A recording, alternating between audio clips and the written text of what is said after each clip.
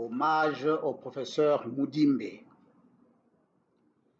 Le deuil offre toujours à la communauté qui l'organise un moment de célébration de la vie du défunt.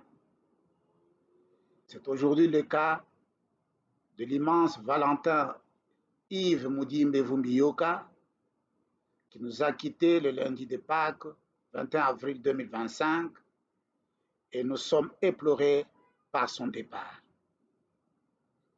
Respectons les usages et les coutumes en honorant sa mémoire, une manière de reconstituer l'unité et la cohérence de son existence. Comme le disait mon grand-père, à ma mort, battez le tam-tam.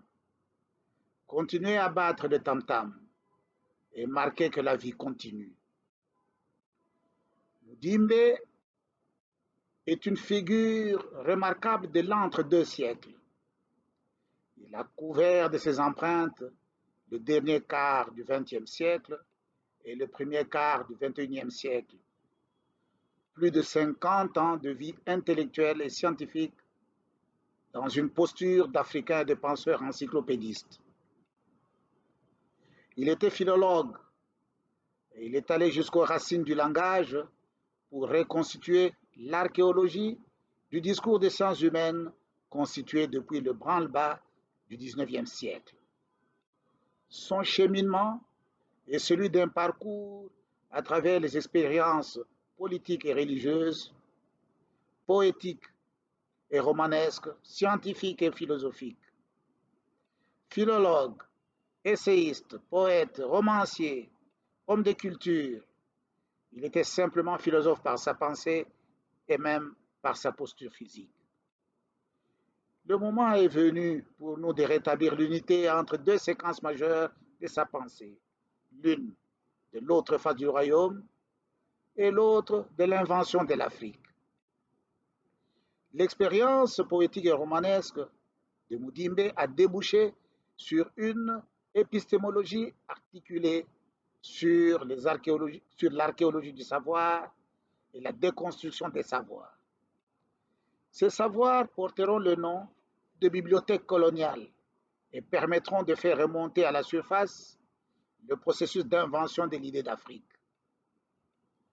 Puisque nous en sommes là, la position de l'intellectuel africain se révèle à travers une identité entre les eaux, une conscience écartelée, des histoires de vie où s'entremêlent et s'entredéchirent la tradition résiliente africaine et la modernité envahissante occidentale.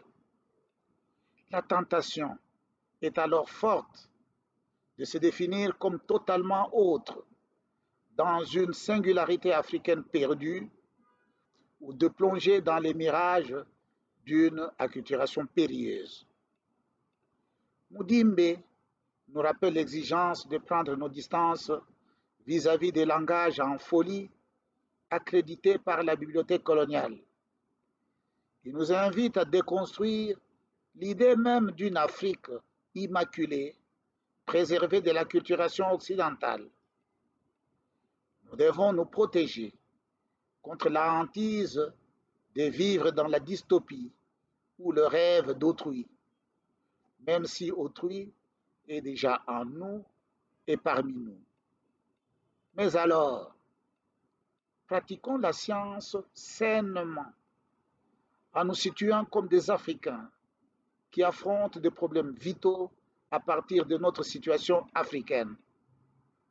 Il s'agira alors de respecter les grammaires élémentaires de chaque science et jamais de rechercher des règles scientifiques d'exception pour l'Afrique, comme si les sciences pour l'Afrique devraient être des savoirs au rabais, voire des savoirs sui generis.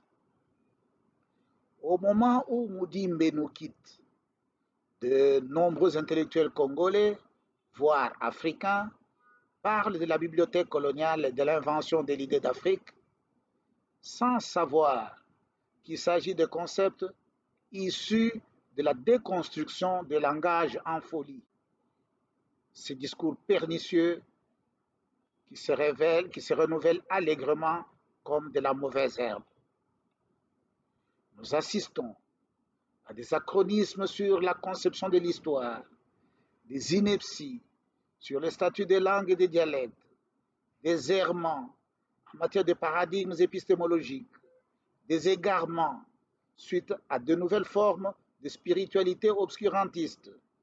Les sciences humaines en Afrique sont de plus en plus déboussolées et se nourrissent de mythes et d'artifices de tout genre. Le moment est venu de nous assumer comme des scientifiques, des intellectuels et des universitaires de même rang et statut que nos collègues d'autres continents, en maîtrisant les règles de grammaire applicables dans chaque langage scientifique, les logiques qui permettent la déconstruction des discours, ainsi qu'en reconnaissant notre méticité irréversible.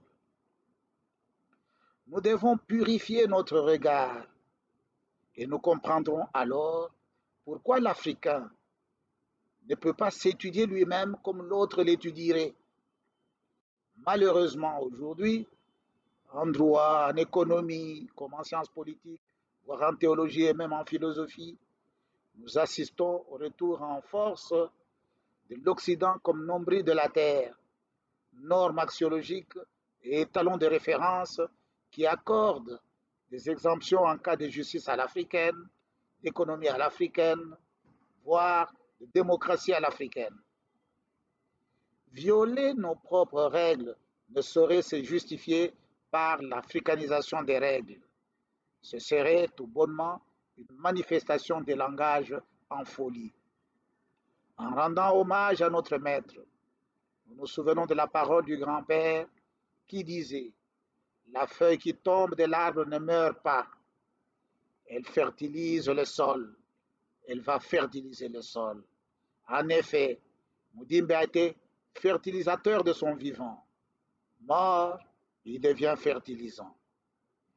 Professeur Kaumba Lufunda, professeur émérite à l'Université de Kinshasa, titulaire de l'Académie congolaise des sciences et recteur honoraire de l'Université de Lubumbashi.